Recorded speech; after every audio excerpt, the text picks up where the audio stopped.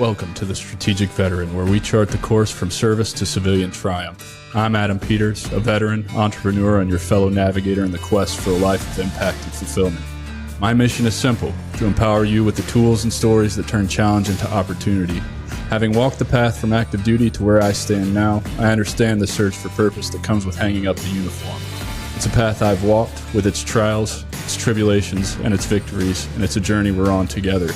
This podcast is more than just conversation. It's a beacon for those seeking to redefine our missions through entrepreneurship. It's about igniting the entrepreneurial spirit that lives within us, the spirit that compels us to create, lead, and make our mark on the world. Here we connect with veterans who have built businesses, sparked change, and found their purpose in the marketplace of ideas. They're not just surviving, they're thriving. They've transformed their service into startups, their experiences into enterprises, and they're proof that you can too. So whether you're scribbling business plans on napkins or stepping into the arena of innovation, remember, you're not alone. You're in good company. So let's explore these stories of transformation and take the first steps together on our path to purpose. Let's begin.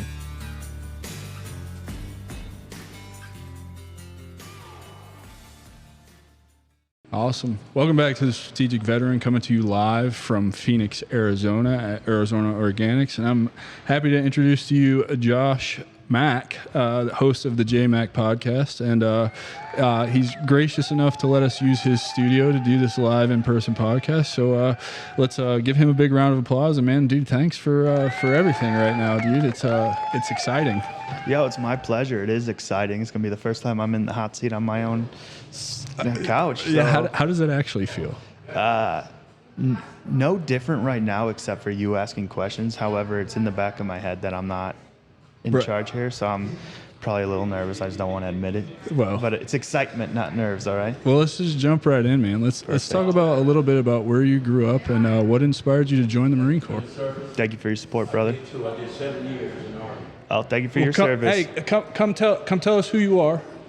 Come on, man. No, for real. Look, dude, this is just it. I'm the Strategic Veteran, and my goal is to help veterans transition. I swear to God, I'm cool. I want to say thank you guys, too. Awesome. Yeah, we appreciate you. Have a great day.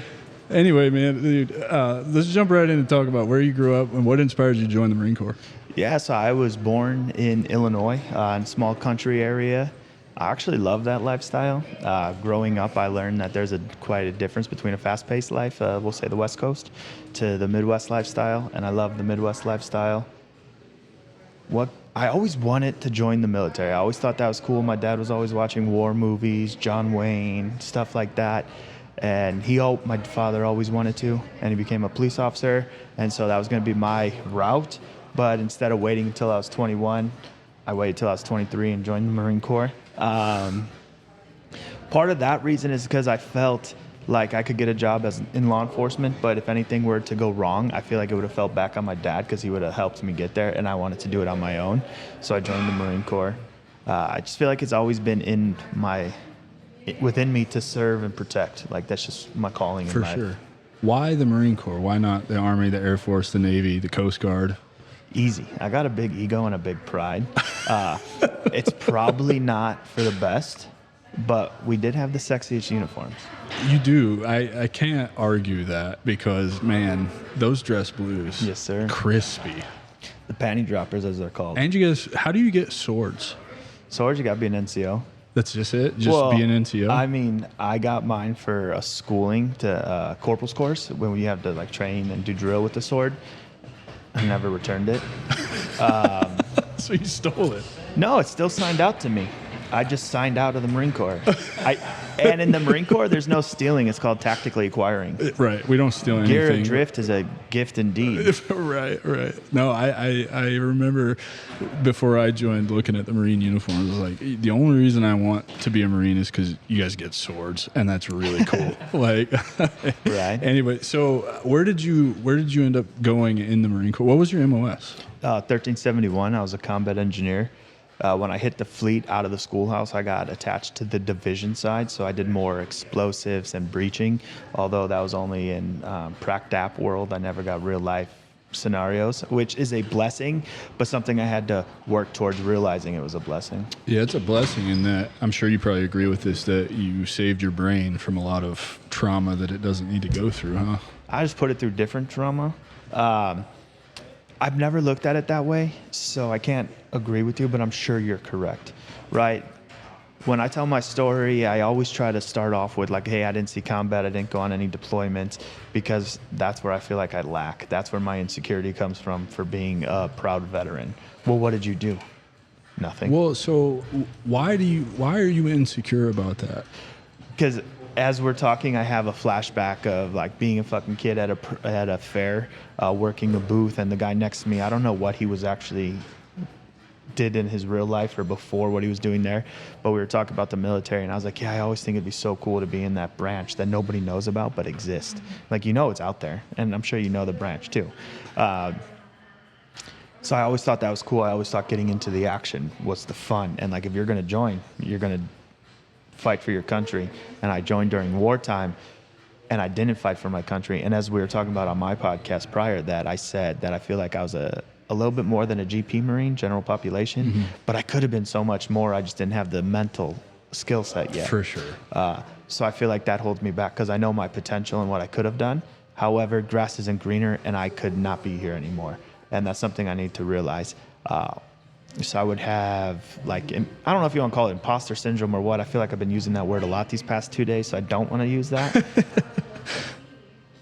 But I feel like I failed. I did not complete the mission that I set out to do. It was a fight to join the Marine Corps, whether it was against my parents because they didn't want me to, or my physical fitness because I was out of shape. I actually almost joined the Army. However, the girl that I was working out with, she was shocked at how out of shape I was, and she didn't understand it. Like, bitch, it's me my whole life. You know me. Like, I can't run for shit. And it was actually the Marine Corps not drone instructor. I'm nervous on your fucking show, dude. We just did an hour on your show together, and your show. I'm not the boss anymore. No, but yeah, it was actually the Marine Corps recruiter. He didn't give up on me. I told him, like, look, I need to go back home and work out myself before I start coming to these PTs. Like, I'll be the fattest one here, but I ain't gonna be in the worst shape. So I lost 70 pounds in 6 months to enlist in the Marine Corps, lost like another 20 in boot camp, and that was the only time I hit my max weight. I was always over it throughout the entire Marine Corps, but I always taped out because I had muscles at that time. Yeah. I had fucking huge neck, probably saved me. Yeah, I always taped out too. I never, fuck the damn, weight scale. They're bullshit anyway, right? Like at 6'3", they tell me I should weigh like 195. Fuck you. Like, not happening. Yeah. But I would argue that you shouldn't question your service or feel guilty or like you didn't complete the mission, because you still did something that only 1% of the population does, and you did it with the intention to go to war. Right.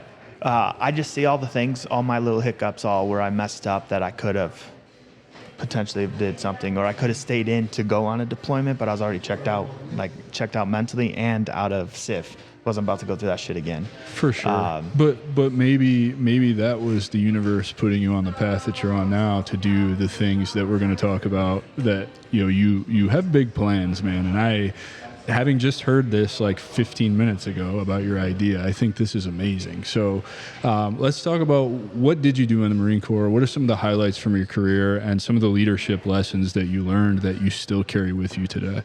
For sure. I want to say this real quick. Now I need to remember it even quicker.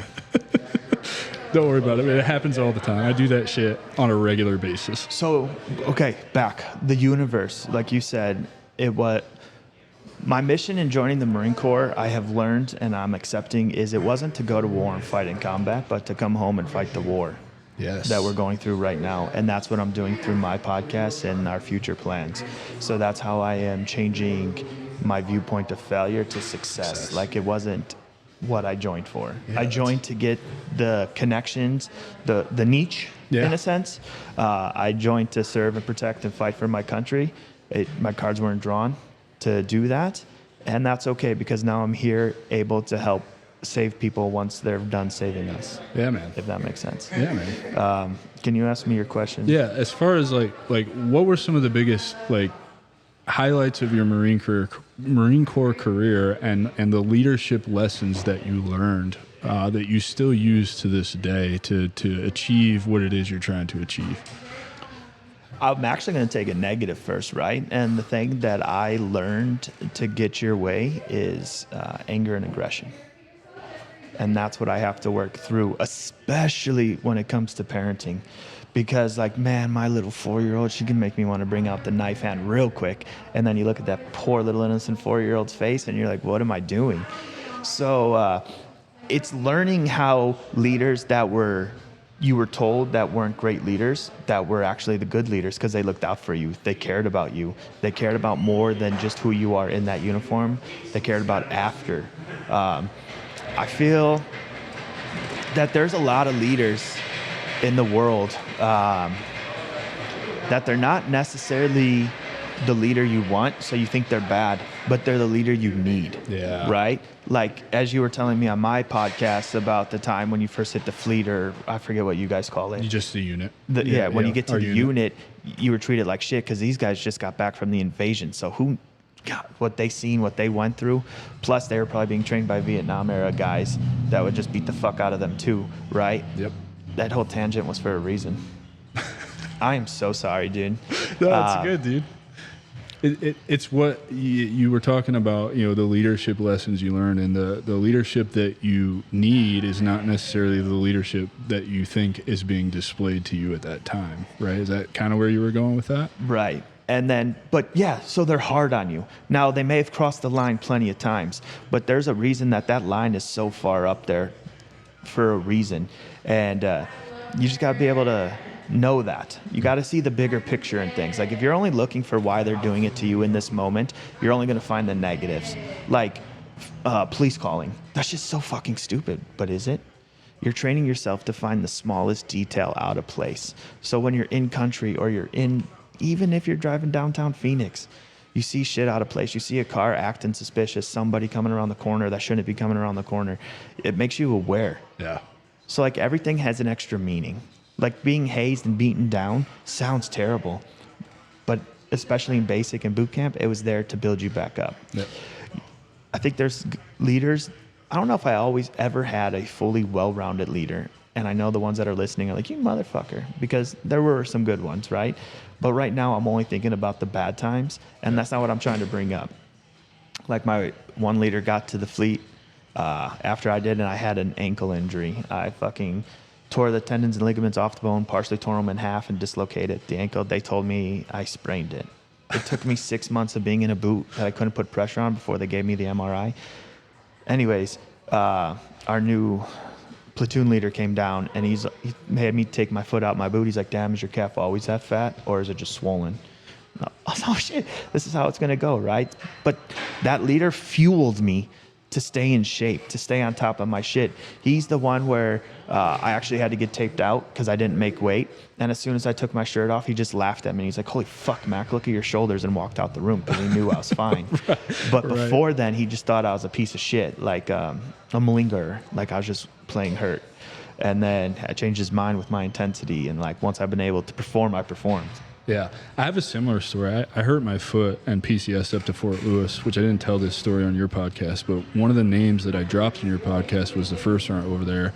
They originally thought I was a piece of shit because I was in a boot also, and took me over to the aid station where Doc Rodriguez was, looked at the medical record and said, first sergeant, this dude's not joking. He's fucked up. But like, just that little bit of just being a new guy in a new unit, as a E5 or E6, I can't remember what it was, like, pushed me to stay in as much shape as I could, even though I was dealing with that adversity. So I completely relate to that, man. Bro, I'd hobble to the gym on my crutches. Yeah. I would put my foot and boot into the bike, strap it on. I would ride 20 miles a day. I'd hobble over. It's probably the strongest I ever was too. And I'd be asking, I couldn't carry the dumbbells, but I'd be like, hey, asking a random dude, can you grab me those 100-pound dumbbells? And he would look at me like, bro, I can't even carry that, and you're on one foot. Like, what? But that... He wouldn't necessarily be the leader that I wanted in the time, because he's not the one. The style of appreciation that I need is to be told. I can't read between lines. Like, you do this to me, like you're flicking me off. I have no fucking clue. I'm not reading between the lines. I'm like, all right, what's up, three fingers, you know? You just need somebody to put it right in front of you how it is. Like, command hand, this is it, motherfucker. Yeah. Yeah. Like, I don't need to be treated like shit to make me be better. Like, that ain't going to work. You're going to make me hate you and, like, fight against you. Right. But, yeah. He's actually a good leader. Still ruffles my feathers to this day, but he's a good guy. And he was one that always looked out for us. Bro, this is an embarrassing story. We were in the back of the 7-ton, and we were backing up and doing something. I took my Kevlar off. We were in a field training. Shouldn't have taken my Kevlar off. Put it on the bench. Somehow it fell out. This motherfucker got crushed into a taco. So I show up, go to reach for my helmet. It's not there.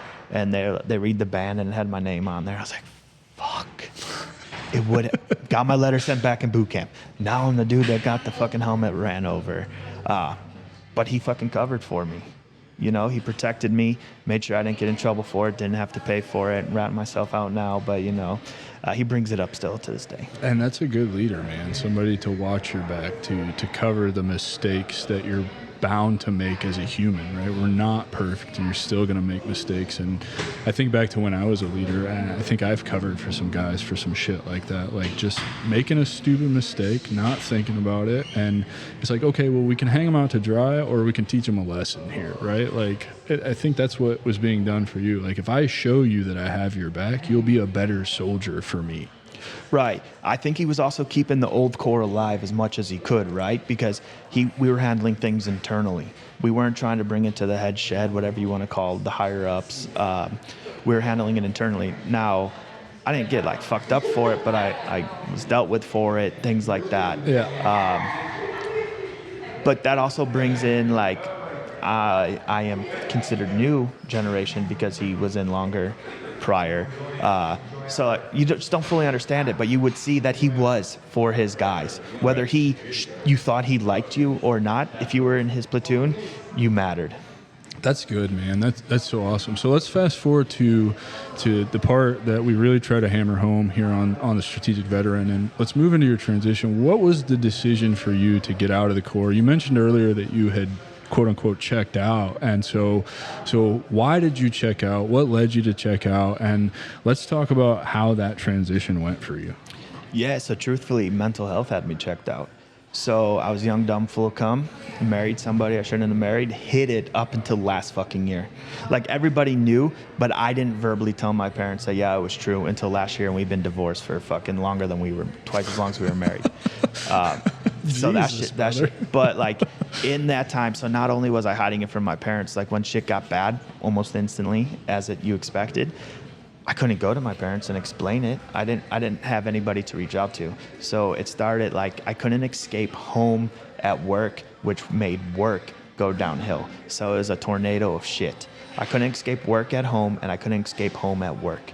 So I was like, I need out. I need something new. I need a fresh start. I just need a restart. If you think about it, I would have got that if I stayed in. But I'm not allowing myself to think that way anymore, because that's grass is greener on the other side. Yeah. And shit could have got way worse if I stayed in. And I definitely would not have the kids I have right now if I would have stayed in. So I'm very grateful for the way it worked out. So I chose to get out. And I said I was checked out because like I was already, once you decide you're getting out, like, it's like a party. You just like, we call it the itis, right? The senior year itis. Yeah, You're graduating. You ain't got shit left to do. They can't hold you back. They can't punish you anymore. That's what it was. I was like, oh, I'm getting all these freedoms. All the freedoms I wanted are the freedoms that I was glad that the military took away from me, because in the civilian world with those freedoms, I'm not as successful as a person as I should have been, because I was worried about my freedoms and not having a routine when my mental health and my lifestyle needs a routine. Yeah, for sure, man. And it's so routine. Everything I do to this day, part of my problem when I got out and started my transition is I let go of all of those routines, right? Which turns into the weight gain, turns into more misery, turns into the laziness, turns into, the amalgamation of problems that we all deal with when what I call the transition hole, when you fall into that. And it's the breaking of routine, because like you said, the itis, I don't want to do PT anymore because I don't have to, because you forced me to do it. And it's like, well, that's not healthy, right? Like, right. Like, so there's actually one routine that I did keep. Which one? Alcoholism, drinking. And that was going to be my next question. So, was alcohol your vice during the transition? Was that was that your problem, or did it go further? I like to say that once you sign on that dotted line, you become a contractual alcoholic for your time in the military. I like that. Because if you think, there's very few people that don't drink in the military, and at that time they were the problem. Which translates to the civilian world, because when I was on my sobriety kick, I felt like I was the problem. You're looked at differently, whether it's from the bartender to even your best fucking friend. Like, if you quit drinking and they're not on board, like, what's wrong with you? You gonna die? Like, no, but you are. Like, it's funny to hear somebody else say that, because we talked on your show about me getting sober. But what I didn't tell you about that is, I spent a lot of time, I was drinking every night, going to the bar every night, and I had one or two friends that would hang with me every night for a while until they couldn't. And they were like, dude, I can't do this anymore. And then I'm going by myself. But then the minute I decided to get sober, here they come, right? Really? Texting and calling like, hey, bro, we going out tonight? Are we going to go get fucked up? Are we doing this? Like, it's Tuesday night. Are we going to the spot? And it's like, I told you all, I'm getting sober, and now you want to come around. And it wasn't enough for me to tell them that I was getting sober. I had to like really hammer it home, like, no, dude, I'm done, right? Like, and then they're like, oh, come on, why? What are you being a pussy? Like, come on now. And so is that what you're speaking to when you talk about being? 100%. People support you to drink until you don't, and then when you don't, they like pressure you to drink, or they look like you have like a something contagious. And they don't want to be around you unless you're drinking, because you're ruining their vibe, or you're ruining them. Like, dude, you're ruining yourself. Of course, yeah, because alcohol is poison. Yeah, but it's so socially acceptable that, like, it's the norm. Like, if you don't get off work and drink, what's wrong with you? And part of the reason I drink again is because, like, I'm just around people that drink, which I'm strong enough not to, but like, I'm in a vulnerable point right now, and I'm just like, I don't even fucking care anymore.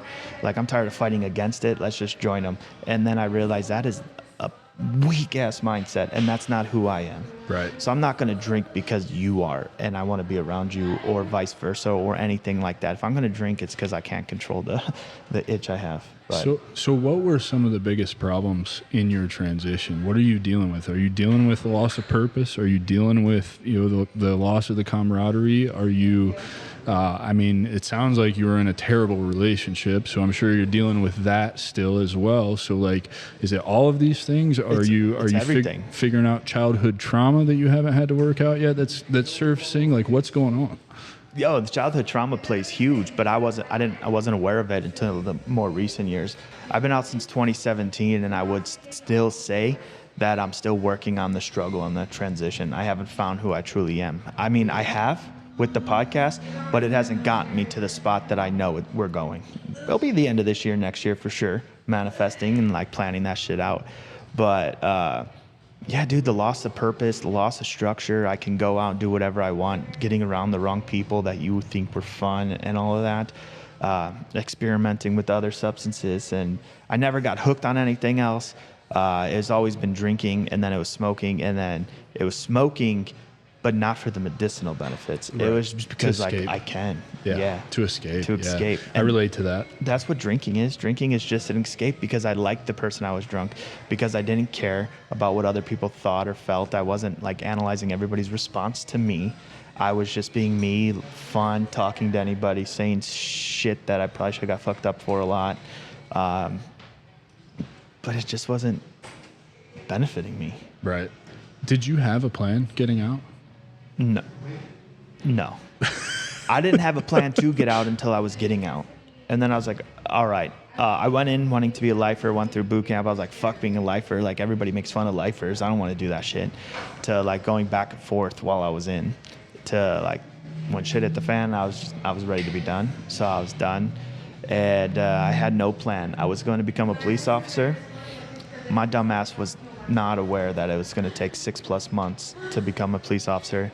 I started the testing for a police department in California, and I was fucking passing everything easily until I got to like the question board, and they asked me 3 questions, but I was in the bro mindset. I wasn't trying to be a buddy fucker, which would require you to follow the boss. And I answered, looking back, I answered every single question the wrong way because I wanted to seem cool and be like the one that was liked. And not uphold the law. Not uphold the law, right? Like the first question was like a 60-year-old couple celebrating their 40th wedding anniversary on the beach that's no drinking and they have a glass of wine. Would you let them, what would you do? Oh, I would have them pour it out, but I wouldn't give them a ticket or anything because I want the guest to have fun and enjoy their time and not hate the police. And then the second one was if you found a buddy passed out in his car while he was supposed to be working, not answering calls, what would you do? I said I would talk to him first. No, fuck no. I would fucking call everybody right away. Like, that's my life on the line. That's his life. That's everybody in the community's life. So I really fucked up because I was in the wrong mindset.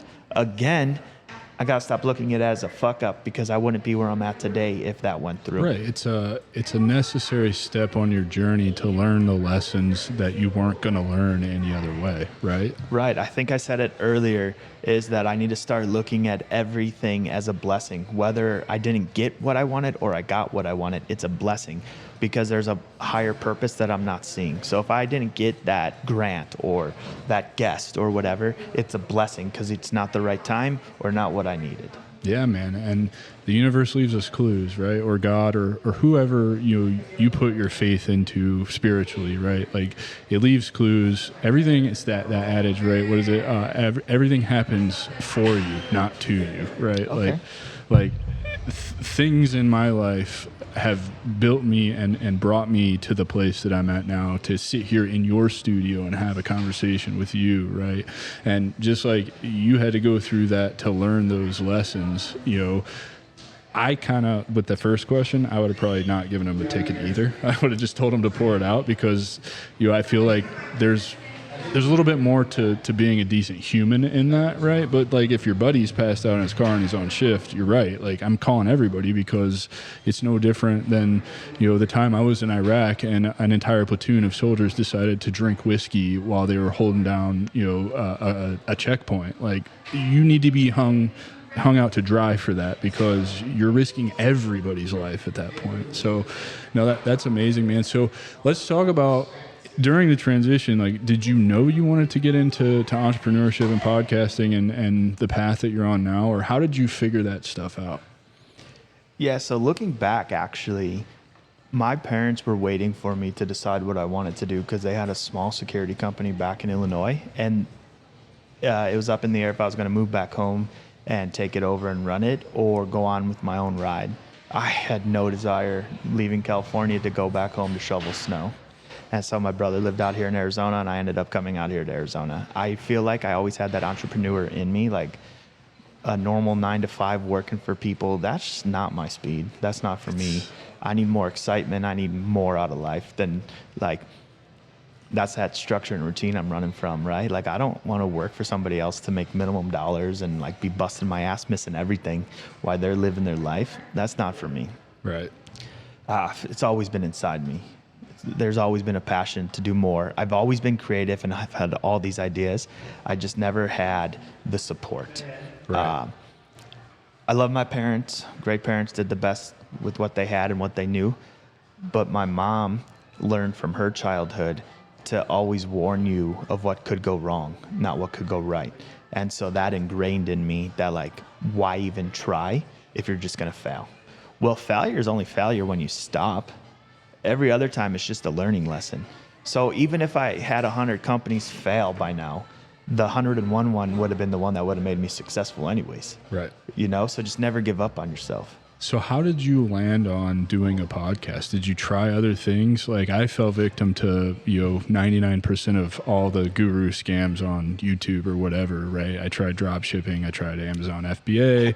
I tried faceless YouTube, TikTok, any other faceless fucking shit that you can think of. I tried blogging, which definitely understand that one, and plays a huge part in growing the podcast, right? As you well know, but just wasn't for me. I'm not. I'd rather talk to people than write. So how did you land on podcasting and all of that? Mental health. It's all mental health. So I was struggling. I was in my therapist's office, and I told her this idea I had, and I pitched it to a professional baseball player. a former player. He said basically due to liabilities, he didn't want to start calling veterans and start talking to them as like a buddy check because like, well, you know, what if something goes wrong? He was talking to them, and then he didn't know how to get their phone numbers. But I told my therapist, and she tried to strong arm me to go live in her office and trick me into going live and telling everybody on my friends list that I was going to start this podcast. I didn't end up doing that. I went home though. I promised her. I was like, I promise you, I'll go home and I'll write this, or I'll start this podcast, and that's exactly what I did. So that is me thanking my therapist. My therapist doesn't like that I use the word strong arm and that I say that, but I mean that in a compliment. The way I am, that's a compliment. Like if it wasn't for her, I wouldn't be here right now. You wouldn't be here right now. So thankfully, my therapist encouraged me to start this, and it has just progressed over the last 3-4 years. Dude, she made you get out of your own way. 100%. Dude, I love that so much because you said trick me into, and I know that that's a compliment as you just explained, but I was thinking like, no, she was giving you the opportunity to get out of your way and start something that is clearly, I mean, like we're here doing this right now, and why do you think this is so therapeutic, and why do you think this helps your mental health? And I have my own thoughts on this, and I'd like to compare notes with you because we're in the same space. Yeah. And what I think is really cool about it is we're in the same space talking about the exact same things, and we're not competitors. We're here to help each other, right? Yeah, which to me is a beautiful thing, right? 100%. So let's talk about like, why do you think this is so helpful? Well, it goes back to, I like to say when we leave active duty especially, that we lose a sense of group therapy that we never knew we were going to. Because you walk out of the barracks rooms, especially when you were still in the barracks, and you, I know him, sorry, seeing his face. It's all good, dude. But you walk out of your barracks and you're forced to be friends or have 30 plus other men, like-minded individuals around you. So you can vent, talk, fight, do whatever you need to like get out of your own way, to get out of your head. So then you get out and now you're secluded again. A lot of that's by choice, but a lot of it is just like the distance, and you're not in the day-to-day with the people anymore. So it's a little bit harder to stay in contact. So I feel that it's just sharing stories with like-minded individuals on top of hearing and reassuring that I'm not alone, because we all have these struggles. And then thirdly, I'm learning from you even in your worst of times. So when you're doing your negative coping mechanisms, smoking, drinking, not that you self-harm, right?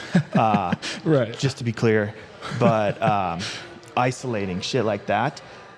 I'm learning from that, like, oh shit, okay, he's responding to this trauma or this trigger in this way.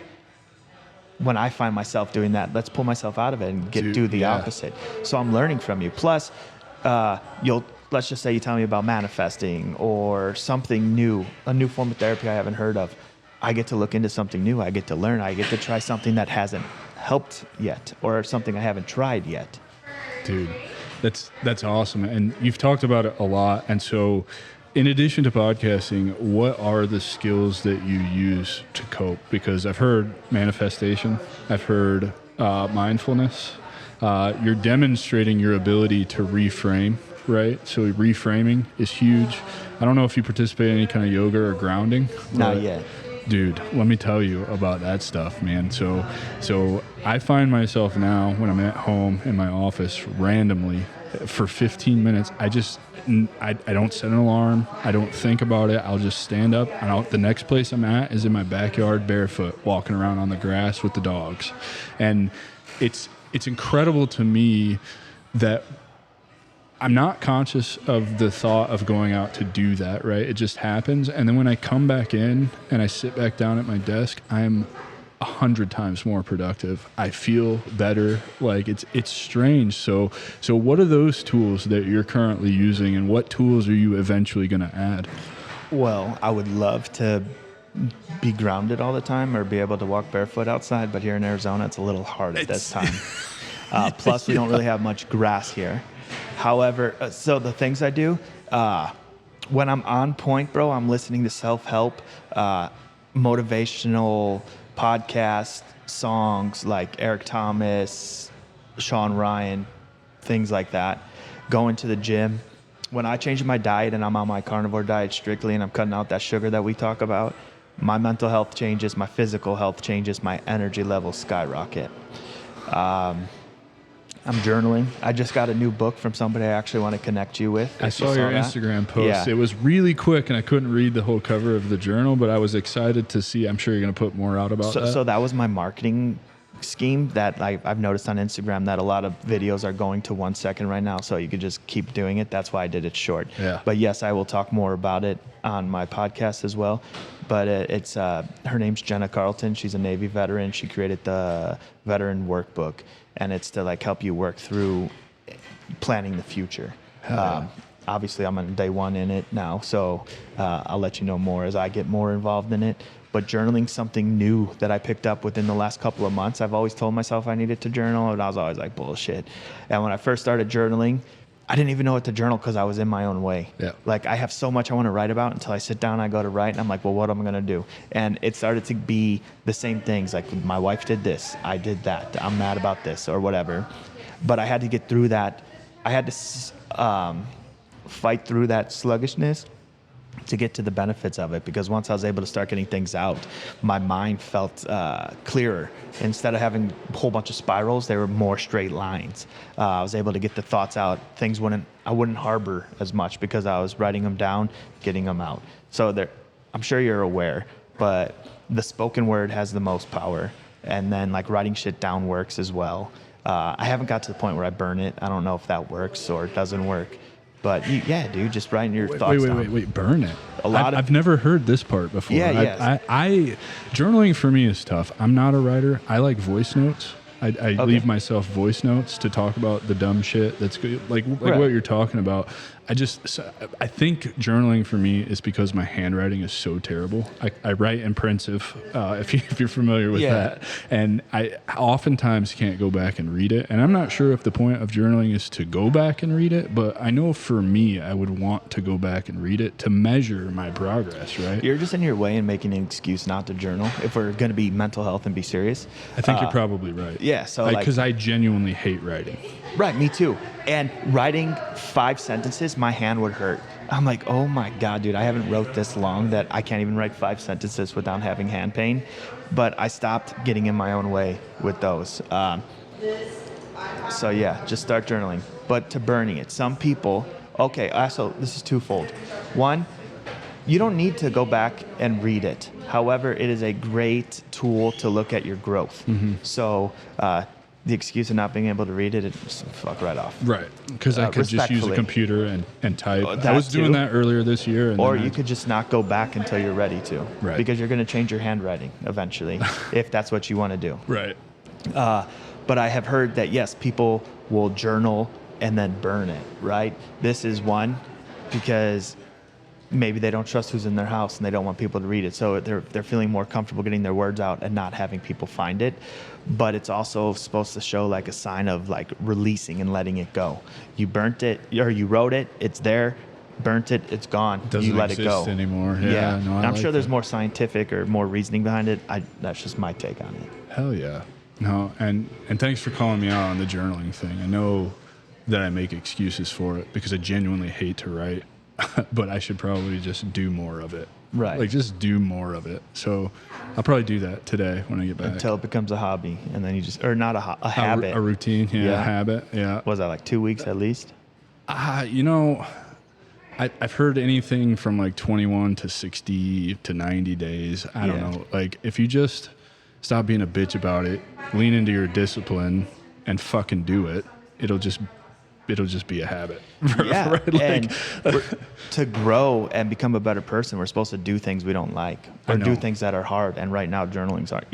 You're telling me writing something on paper that you've been doing since a child is hard for you? Yeah, right. Look at you. You're like a fucking Viking over there, man. Shit. So what else are you doing besides? So journaling has really, well, you just started. That's something that you think is going to be paramount in helping you get to where you want to go. So I guess let's talk about, where are you going? Where is the JMach podcast going? What is your vision for things moving forward? This is the cool part. I think this is going to be really awesome. Yeah, so it goes from wanting to have my own studio and taking the podcast on the road to we are becoming this generation's version of the VFW, which will be a substance-free location where veterans, police, and fire most likely will be able to go to and hang out that is substance-free. And this allows you to detox from your stressful work life before you go home to the stressors of life. Whether you're married or single, home life has a whole bunch of different stressors. To vice versa, before you go to the stressors of work, you can come here before work and then go to work. There should be a gym in there. You'll be able to work out. I want to bring like more mental health focused to the community in hopes that, like I told you earlier, we can be like the oxygen mask on an airplane. You got to put it on yourself first before you can help others around you. So I like to say us as veterans have collectively put the mental health oxygen mask on first, and now we're getting ready to spread throughout the community to help rebuild and regrow it. Dude, and I can picture it now, like a space to just go and, like you said, work out in the morning before work or before I start my day, and have, maybe a space like a meditation room or something, like where you can just go sit and it is quiet and you're not going to get interrupted. And I really love that you're substance free, because let's be honest, you basically want to replace the VFW. And I think there inherently needs to be a ton of changes in the VFW, because have you been to a VFW? And what was your experience? Yeah, so let's talk about that, and then I'll share my experience. It's going to be the stereotypical experience. First of all, I technically don't qualify to even get into a VFW, because I'm not necessarily a veteran of a foreign war. I didn't fight in a foreign war. I think that's bullshit, to be honest. I think VFW halls should just be for veterans in general. If you served your country, you need a club, right? Like that's really, and I say club, but a place, a space, some kind of special treatment.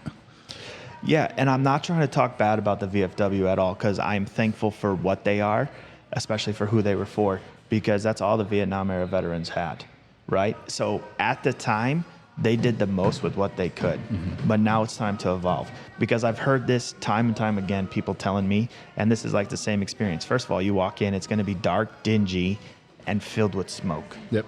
Everybody smoke. Not everybody, but people are smoking in there enough that it's like back in the 90s where you could still smoke everywhere. Smoking or non at the restaurants. I remember that. Yeah. And it's almost like my favorite bar. I love hole-in-the-wall bars, right? Where I walk in and people look at me like, who the fuck's that dude? Like, leave me alone. I just want to drink. But VFW wasn't for me. I'm sure if I was still drinking heavily, I would love it, though, because I can get in there and tell my half-true war stories, too, But I think they need a facelift, in a lack of better words. Well, and I agree with that, because I had the same experience. Dingy, smoky. They don't want you there. They really don't want our generation of veteran in there. And I was blown away by that, because I've also had experiences, particularly from Vietnam veterans, who are like, I wouldn't want to be fighting the war that you're fighting. And I'm like, dude, I wouldn't want to fight the fucking war you were fighting. You were way worse than.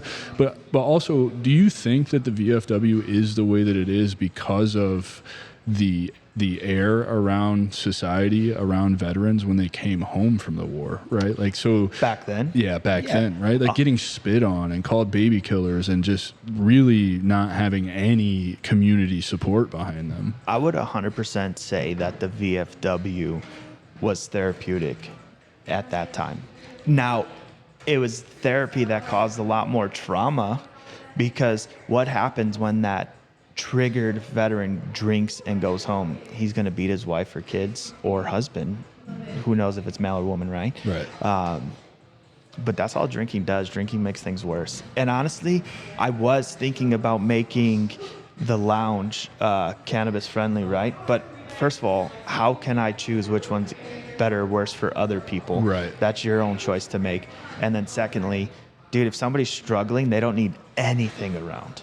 Right? Like, even if their problem was alcohol, I don't need to be around somebody that's smoking weed, because it's just another gateway. Like, I do feel like it's the lesser of the evil, because, like, when was the last time you heard a group of Marines burn down a bar because they got too high?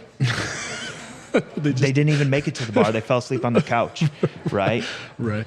I agree with that, man. I think in creating a space for veterans to truly heal, which is what it sounds like you're creating, right? Yes, sir. Substances need to be removed from that. And we're sitting in this wonderful dispensary, and I am a huge supporter of cannabis. I'm very open about that. I'm a user of cannabis. And before my trip to Peru to do the ayahuasca, which we didn't talk about on your show, we're going to save for next time, I was using cannabis the same way I was using alcohol to escape. And what the integration and all of the work that I've done since my trip, even before the trip started, because Heroic Hearts is amazing and really takes integration seriously, but it's intentions. What intentions are you setting when you're using these substances? And so for you to be creating a space where we just don't involve substances at all, the only substance that we're going to have is you. You are the substance. You need to get addicted to you and working on you through physical fitness, through mental fitness, through spiritual fitness, through social fitness. These are the things that truly lead us to heal. And so am I kind of on the right track with what you're trying to build? Yeah, 100%. It's all about healing while rebuilding the community around us and rebuilding our brotherhood. Right? Because you lose your sense of pride, your sense of belonging. So let's rebuild that. Let's come back together as one. And let's show. So another reason I like to open it up, my podcast, used to be for veterans only. Until I was in this dispensary, like advertising, standing right there, I quickly realized that everybody needs the extra reminder that they're not alone. Yeah. And then I started to get annoyed. How many times am I going to be told I can't do something because it's not with veterans? So you're telling me if I heal, I'm only going to be able to hang out with veterans. I'm not going to be able to go in town with the civilian or anything like that. So I opened it up to everybody. But the goal is to help veterans, so veterans, police and fire, lead the way in the mental health and the healing. And let's rebuild and regrow our community. I mean, we're all, police and fire are paramilitary. We're military. What do we like to do? Protect and serve. Yeah. We want to give back. We want to help out. But we feel isolated and alone, so we don't have that community to feel safe. And men don't like to process emotion.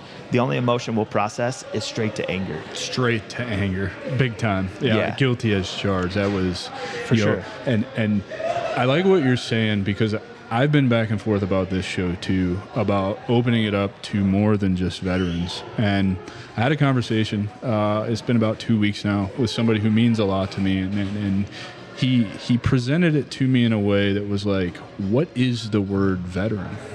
And it's like, oh, let's really think about that. You can be a veteran law enforcement agent. You can be a veteran firefighter, a veteran first responder, a veteran pilot, a veteran professional athlete. And it's like, all of those people experience some sort of transition from whatever career they were doing to not having that anymore. And, also, adding to that, it's like, I would argue our first responders probably have it a little bit more tough than we as veterans do, because they don't have near the support network that we currently have as veterans. And I, a caveat to that is, well, Adam, there's most veteran nonprofits, cater to the special operations forces. And I agree to that. There's a lopsided number of special operation forces nonprofits out there that help you with resources. But I think as time goes on, we still have more for conventional forces than law enforcement first responders have for themselves. And so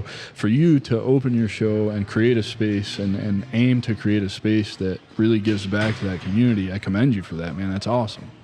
I don't know. I haven't done my research on this, but I was informed that the firefighter suicide rate is higher than the veteran suicide rate. It's just not talked about yet. But what I'm also learning is the reason that we feel like we can only relate to veterans, not just because of our joking, but just because we feel like we can relate due to our traumas, right? But what we don't realize is, as we talked on my show, that all of our traumas are stemmed from our childhood. Right. And how we react to our traumas, even in our 20s, 30s, 40s, is how we were taught or learned as a child to react and to become this person we are today. So what I'm trying to get at is that, like, even though the cover of our books are different, veteran, police, fire, civilian, teacher, whatever, all of our traumas and cuts and everything behind the cover They all come from the same place. Yeah, and what brings us right back together. Yeah, brings us back to being humans. I love that, man. I'm really going to sit with this and what you just said about opening it up to first responders and others, because I just genuinely want to help as many people as I can. It just so happens that I'm a veteran and I can relate to veterans, and veterans are easier for me to It's our niche. Yeah. It's our safety blanket, right? Which I don't think is a bad thing. And again, I'm going to keep things for veterans only, but I'm not going to limit it. For example, you want to help people, right? So what if that civilian right there walked over to you and said, "Hey, I'm struggling. Can I be on your podcast?" You're going to tell him no because he's not a veteran? I tried. We at the beginning of the show. But I'm saying, like, you're sitting here struggling with, like, should I open it up to more people or not? And I'm trying to show you, like, your ultimate goal is to help people, not just veterans, correct? Right. Yep. So, like, that person's struggling and you're going to tell them, "Sorry, I can't help you. You're not a veteran." Like, I don't see that being in your heart to begin with. It is not. You know? It is not. And the thing is, you're going to get hate from veterans for doing it, and then you're going to get hate for civilians for not doing it, right? The moral of the story is, you can't please everybody, but there is a pond that you're going to build for your people. Well, you know, and to your point, yeah, I'm going to get hate from veterans, but those are the same veterans who are wallowing in their own self-pity and refuse to do any work on themselves and feel like they're entitled to somebody doing something for them. So, you know, it's not a secret on this show, like I have an affinity and a special place in my heart for veterans, but if you're the type of veteran that I just described, get out of your own fucking way. Do something about it, because you're the only person who can do something about it. And you would be the one that would be mad at me for opening this show to others who want to heal as well. And you're not even trying to heal yourself, so why are you mad about me trying to help people? Right. Which is another reason I love sharing stories from the CEO to the janitor and everybody in between, right? Because that motherfucker that's going to give you shit, you may look up like, "Dude, you're a badass. Like, you're strong. You don't struggle." Nah, he's struggling the most. He's just hiding it. When he goes home, he's taking it out on whoever's at home with him and himself. Yeah. Right? So when somebody's talking shit to you, you got to remember that it's probably their inner feelings and inner insecurities that are coming out that they're projecting onto you. And they are probably hurting way more than you are, but they don't have the testicular fortitude, the bravery to step up and say, "Hey, I need help. Hey, I'm hurting," or to seek that help. They would rather, like I said earlier, hurt people. So if they're hurting, they're going to try to make you hurt. Yeah. No, you're absolutely right, man. What advice do you have for veterans who are about to transition so that they can avoid falling so far down into that transition hole? Where would you tell them to start? Because I don't know what it was called when you got out in 2017, or even in the Marine Corps. When I got out, it was called ACAP. In the Army now, I think it's called SFL TAP. Maybe that's military-wide. I don't know. But TRS, Transition Readiness School. It was like death by PowerPoints. They taught you how to put your name on a resume, and that was about it. It's a pretty shit program, Correct. right? So you know, I'll just give you some sample advice that's been given on this podcast. You know, sometimes people will say start 18 months before you get out and really do your research and have a solid plan. Some people say, most people say a year. You know, and you really need to, like, start building your network, is really common advice that's given on here. The most common advice that's given on here is if you're waiting till 6 months out when you start ACAPing, you're absolutely wrong.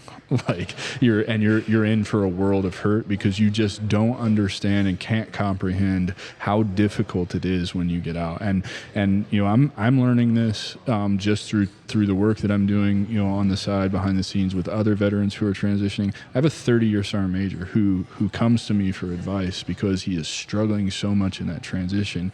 And, you know, nobody's immune from it. Like, you cannot understand it until you've been there. I've been there. JMach has been there. You know, like, we're here to help you with this. So I'm still figuring it out, and I've been out since 2017, right?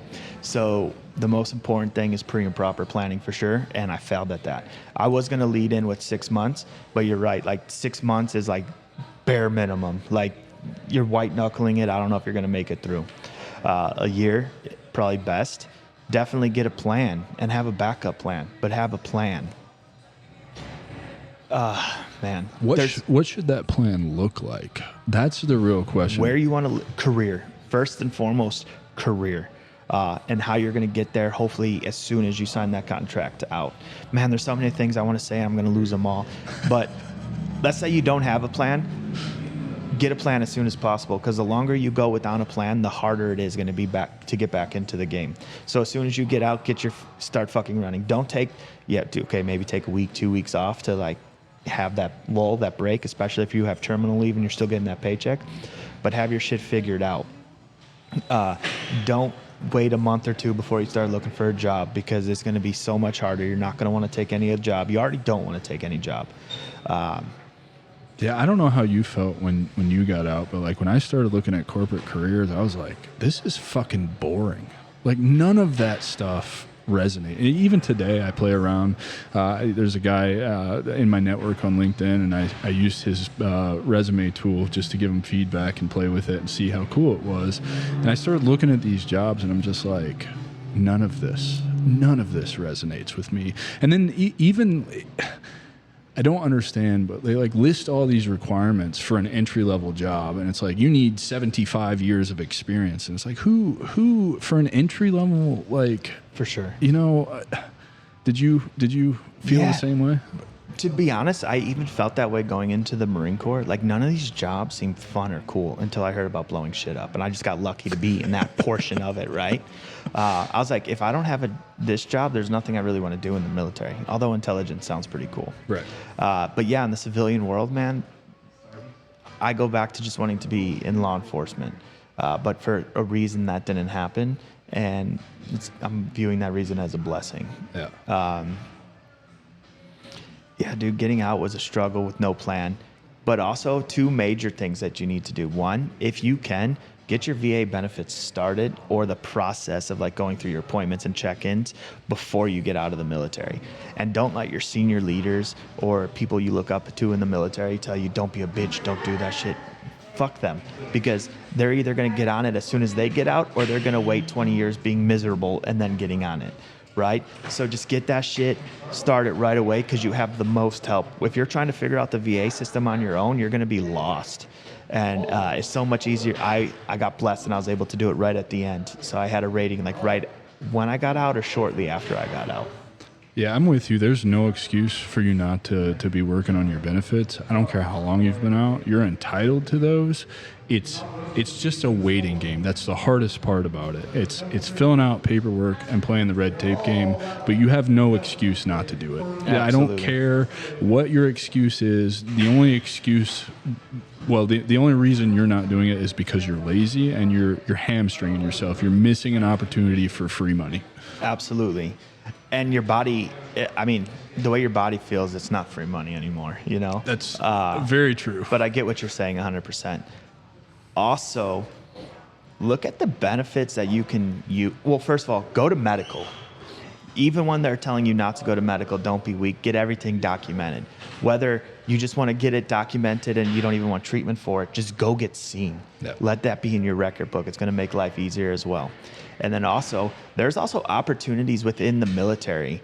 I want to say it's called Skill Bridge. I'm not sure if you've heard of it. Skill Bridge is a new program, yeah. Yeah, that is a program that I had a buddy get into as I was getting out, and he set himself up for success. He got sent his last couple of months to become a welder, and he was getting paid his military paycheck, living in the barracks still, but going to the schooling instead of going to whatever his military job was.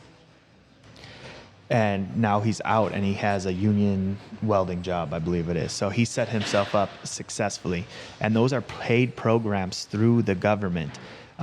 So check into that, because there's different options. I'm pretty sure any business that you can get into afterwards will have a Skill Bridge partner. Yeah, I think right now there's like 12 tracks that you can go. So like UI, UX, sales, Salesforce, There's a whole bunch, because that's how I actually got my break with the podcast. Was I got to present at Allegiant Vets Skill Bridge. They do every Tuesday. They have different presenters. Really what they are is they're just recruiters for these different corporations. But I had a really, really, really good time presenting to these veterans who didn't know entrepreneurship was an option and were just really curious, like that they could build something that was their own, because that's never been presented to them before. Right. And so it's funny that you bring up SkillBridge, because that's like my long-term vision for the strategic veteran is I want it to be a SkillBridge program for, that'd be cool. The last 6 months of their career. They can learn fundamentals of digital entrepreneurship, email lists, marketing, how I've built what I've built, I can teach back to them. And it's not unreasonable for them, in a 6-month time period to have a really, really good head start, if not being profitable, maybe not replacing their income, but profitable, with a side hustle or a digital business. I think I'm going to be your first student. You just don't know it yet, all right? Dude, let's do it, man. All right, for sure. Yeah, because like you said earlier, like we're in the same space doing the same thing, but we're not competitors. No. Like, I don't see what's the point of hating somebody. Like, you have followers that some will like me, some won't like me, and vice versa. Yep. Like, we can just help each other grow. Because at the end of the day, you're not taking anything out of my book. You're actually adding to it because we're helping save other people. And there's plenty to go around, man. I don't need all of it, right?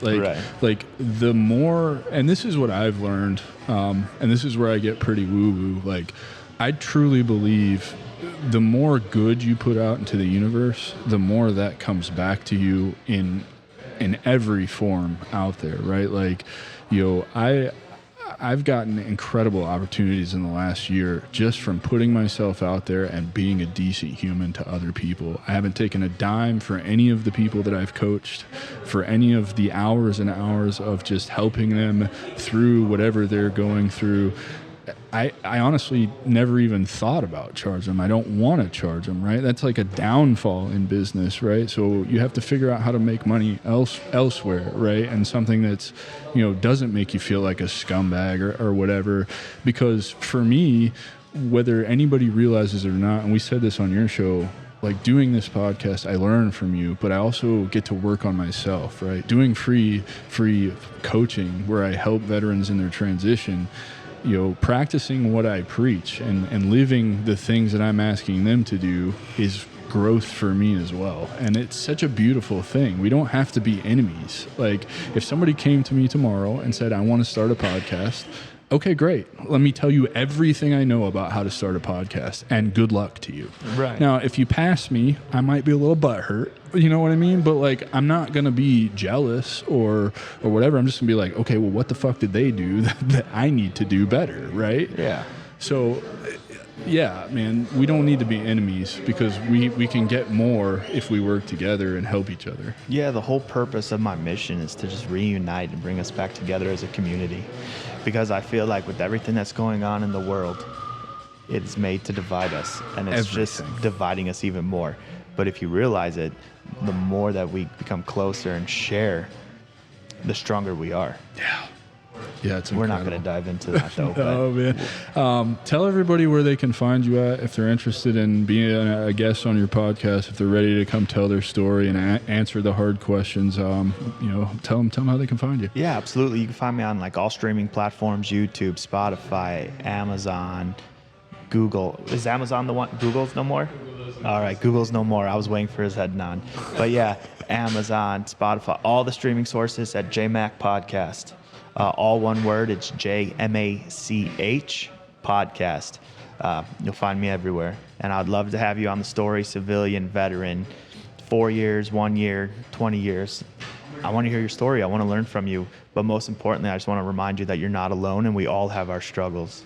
Dude, what's one last thing you want to leave the audience with before we get you out of here? Yeah, for sure. Self-love is everything. The people that are assholes and you think are tough is because they hate themselves. They don't love themselves, right? Not that I was that asshole. I am still an asshole, right? But I've been working on my self-love a lot. I have to tell myself I love myself to the point where when I first started, it felt like I was just fucking lying to myself and I was going through the motions. But as those motions come true, my life is getting better. You said something earlier about not manifesting, but the more you put out in the universe of doing good. I want to bring back to you. Do you feel like that is like because you are manifesting it and that's all you're focused on is doing better, so you're only seeing the better even in the negative? I don't know if I've really thought about it like that. I just look at it like I want to be the best human being I can to other human beings. And so that's just what I try to do. And I'm not perfect. I still have my issues, right? Like the Uber driver on the way over here, she was driving me nuts, and I had to exercise my patience and realize, like, okay, you're not the old you. So you can't say what is inherently running through your head right now. A quick reframe. I engaged in the conversation and I got through the ride, and, realizing that she's just on her journey, but I could have handled it differently. And I think the universe would have punished me if I did. Right. And the last thing to say is show up for yourself, dude. Every time you make a promise to yourself, follow through with it, because your subconscious remembers and keeps score, right? So if you tell yourself you're going to get up and go to the gym, you better get your ass to the gym, or else you're going to pay for it without even knowing it later. You want to go do something, do it. You're going to wake up at 6. If you choose to stay up till 3, you still better wake up at 6, because you made that promise to yourself. And if you don't believe in yourself, nobody's going to believe in yourself. I love it, man. Ladies and gentlemen, I give you JMach. Don't forget to like, rate, review, subscribe. If you're interested in being a part of QRF Up and what we're doing, reach out to me, and also share this with everybody you can so we can hit 1 million veterans before I turn 40 on May 9th, 2025. Take care, everybody. We'll see you next week. Hey, thanks for having me, Brilliant. Hey, man, thanks for all of this, dude. It's been a great experience. I really appreciate it. Awesome. Glad you enjoyed it.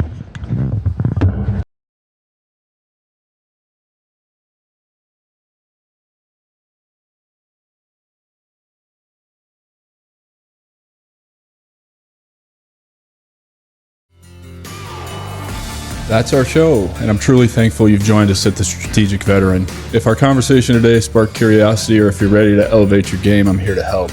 Visit thestrategicveteran.com for exclusive show notes and resources, or to book a coaching session directly with me. Take a moment to subscribe to our podcast and share your review. Your support makes all the difference. For more insights and daily strategies, let's connect on LinkedIn and keep the conversation going. Remember, this isn't just a podcast, it's your strategic advantage in action. Until our next rendezvous, stay bold and continue the mission.